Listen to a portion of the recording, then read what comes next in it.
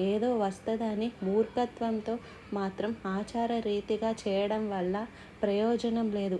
అదేదో ఈస్టర్ వస్తుంది ఏప్రిల్ నెలలో, అప్పటిదాకా ప్రభు ఇంకా తిరిగి లేవలేదు అనక్కర్లేదండి. ఆయన ఉన్నవాడను, అన్నవాడను, మృతుడన అయితే ఇదిగో జీవించుచున్నాను అని చెప్పినవాడు.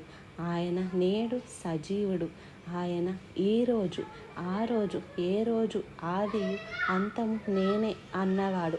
ఇంత గొప్ప దేవుణ్ణి ఆరాధించుకోవడానికి ఆయన మందిరాలకు మనం వెళ్ళొద్దా? ప్రార్థన. పరిశుద్ధుడా, నీకు వందనములయ్యా.